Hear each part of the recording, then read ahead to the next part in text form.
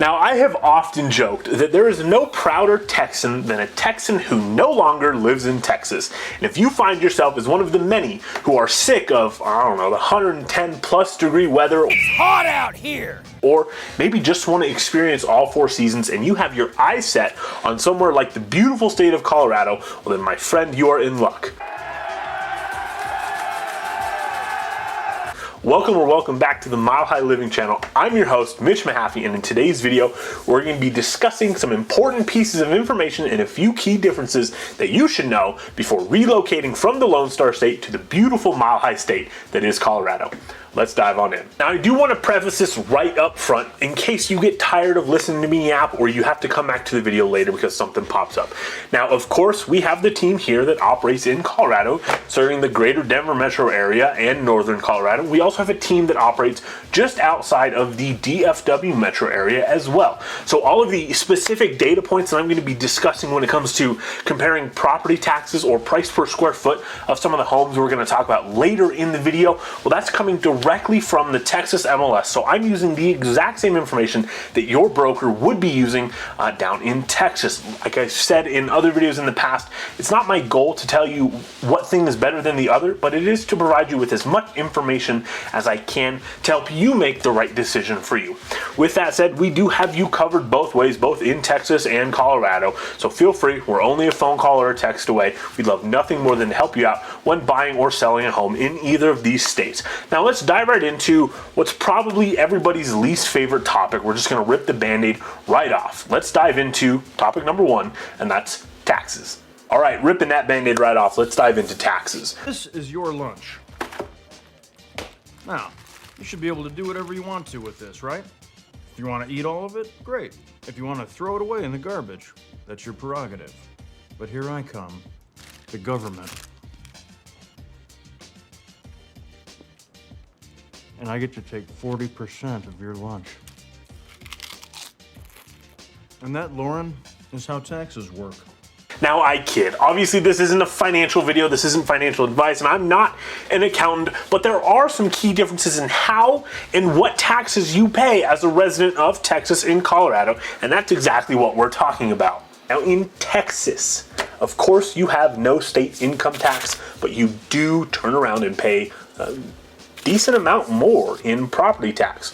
Colorado, by contrast, has a flat 4.4% income tax rate that we pay to the state. So if you make $100,000 a year, you pay $4,400 a year in state income tax. Property taxes, though, Colorado is one of the lowest states for property tax rates in the entire country. We're going to compare and contrast two homes here. One, I've got pulled up in the Texas MLS, is located in Fort Worth, and the other one is located here in Brighton, where I live. I'm a little partial to it. We've talked about this in other videos. So for the Fort Worth house and the Brighton house, we're comparing two different 4-bedroom, 3-bathroom homes at different price points, and I just want to use this as a comparison. For Fort Worth, like I said, 4-bedroom, 3-bathroom, 3,184 square feet. We are looking at a total taxable value on a $530,000 list price of $9,282 a year for taxes. Again, $9,282 on a $530,000 list price. Contrasting that to Brighton, we have a 4-bedroom, 3-bathroom, 4,300 square foot home listed at $634,000. So $100,000 more in list price, and we are looking at a taxable value, a tax amount for the year of $4,737. Now, both of these homes have similar HOAs. That also goes into your monthly expenses. The Brighton home here is $636 a year. The Fort Worth home here is $680 a year. So negligible difference on that. I don't really think it's worth mentioning any more than what I already have. So to compare and contrast that, we have the same number of bedrooms, same number of bathrooms, and the Brighton home is a lot bigger. It is $100,000 more expensive, but you pay half the property taxes that you do down in Texas. So keep that in mind. Yes, Colorado does have higher priced homes on average, and there's fewer lower priced homes to choose from. I know in Texas, you guys have 4 of the 5 #1 markets for new construction, and of course prices range all across the board in property type, property size, all of that. Colorado, we're really looking at elevated prices here, $5 to $650 for what I would assume is like a normal, newer build suburban home.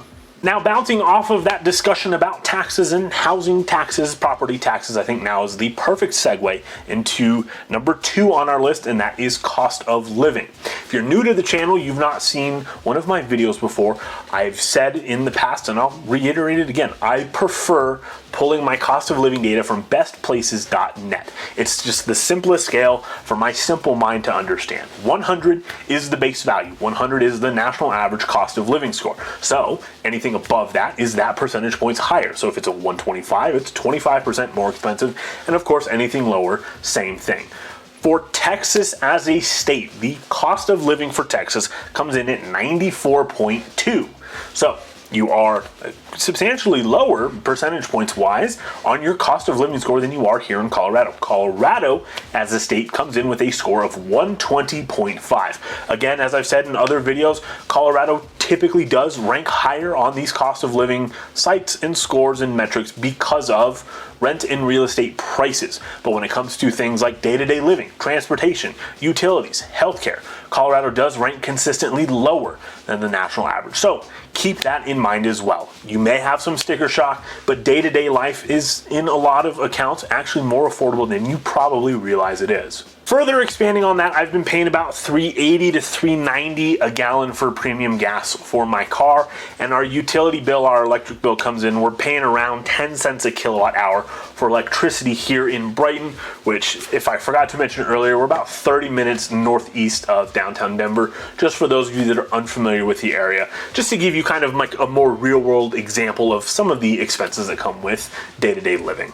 Now, moving away from cost of living, let's talk a little bit about the job market and the overall economy as a whole. Now, both Colorado and Texas do have very, very strong job markets, and much like I would expect out of any majorly developed state with tons of big cities in it, both job markets offer jobs and positions in just about any big industry you could think of.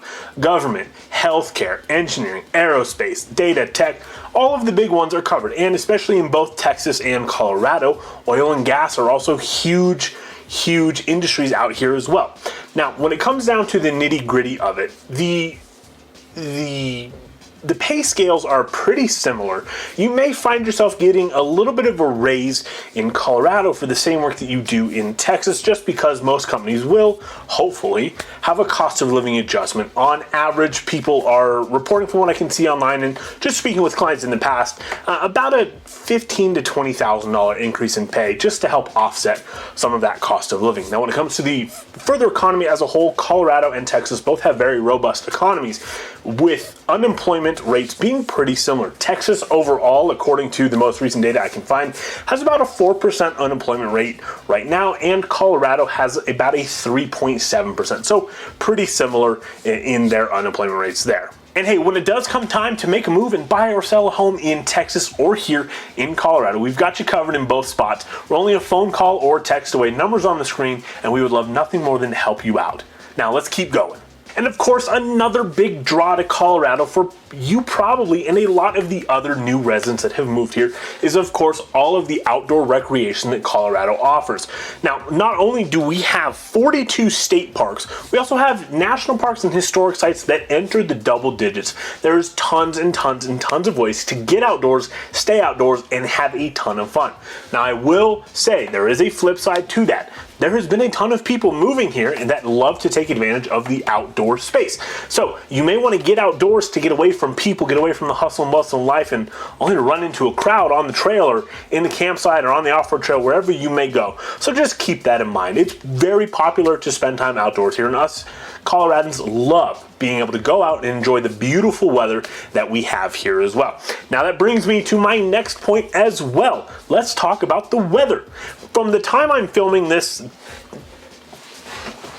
now, That brings me to my next point. Let's talk about weather as well. From the time I'm filming this, 1.5 weeks, 2 weeks into the future from when this video goes live, you guys down in Texas will already be approaching 100 degrees and we will still be sitting balmy in our 70 and 80 degree weather. On top of that, depending on where you're from in Texas, you may also have just some of the worst humidity ever on top of that. Colorado is technically considered a high altitude desert. So that means in the summer it's very dry, but it cools off in the evening very, very quickly.